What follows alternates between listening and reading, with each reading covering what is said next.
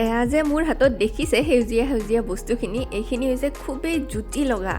বিৰাট সোৱাদৰ এবিধ চাটনি লগতে এইখিনি হৈছে সাধাৰণভাৱে হৈ থকা জ্বৰ চৰ্দি কাহৰ এবিধ ঔষধ মোৰ মাতটো শুনি আপোনালোকে গমে পাইছে চাগে মোৰ এইকেইদিন অকণমান চৰ্দি লাগি আছে গতিকে মই এনেকুৱা ধৰণৰ বস্তুবিলাক ঘৰতে বনাই খাই আছোঁ আৰু ভাবিলোঁ আপোনালোকৰ লগতো এই ৰেচিপিটো শ্বেয়াৰ কৰোঁ এয়া চাওক একদম প্ৰথমতে মই আমাৰ ঘৰৰ গছৰে দুটা কৰ্দৈ ভালদৰে গেছত পুৰি লৈছোঁ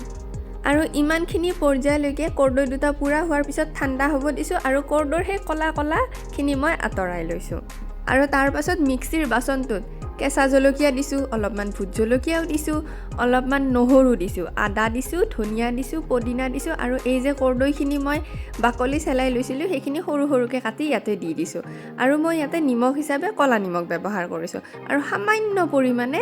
মই মিঠাতেলো দিছোঁ কেঁচা মিঠাতেল দিছোঁ এইটো যিহেতু মই চৰ্দিৰ ঔষধ হিচাপে বনাইছোঁ সেইকাৰণে মই ইয়াতে আদা নহৰু ব্যৱহাৰ কৰিছোঁ কাৰণ কিয় নহৰু আৰু আদা এই ধৰণে চৰ্দি কাহ জ্বৰ হৈ থাকিলে খুব বেছি ভাল খাব লাগে মানে এতিয়া কৰ্দৈখিনিৰ পৰা অলপ অলপ ধোঁৱা ওলাই আছে এইখিনি মই অলপ ঠাণ্ডা হোৱালৈ অপেক্ষা কৰিম নহ'লে এই ধৰণে মিক্সিত গুড়া কৰি দিলে মিক্সিৰ ঢাকন উৰি যাব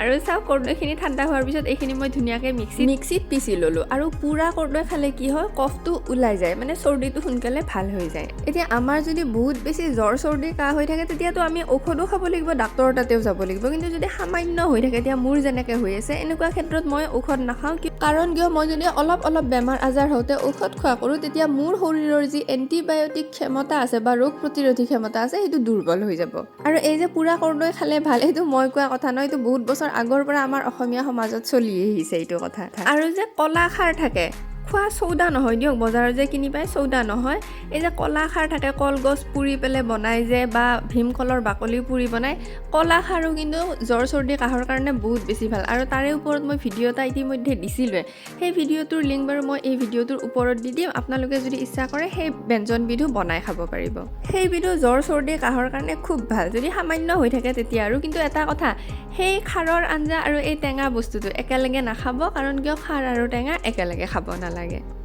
ঠিক আছে বাৰু তেতিয়াহ'লে মই আশা ৰাখিলোঁ মোৰ আজিৰ এই টিকলা মিকলা ভিডিঅ'টো নিশ্চয় আপোনালোকৰ অকণমান হ'লেও কিবা এটা কামত আহিলে ভিডিঅ'টো চাই কেনেকুৱা পালে কমেণ্ট কৰি জনাব বুলি আশা ৰাখিলোঁ তেতিয়াহ'লে মোৰে কোনোবা এটা অন্য ভিডিঅ'ত আপোনালোকক অতি সোনকালে আকৌ লগ পাই আছোঁ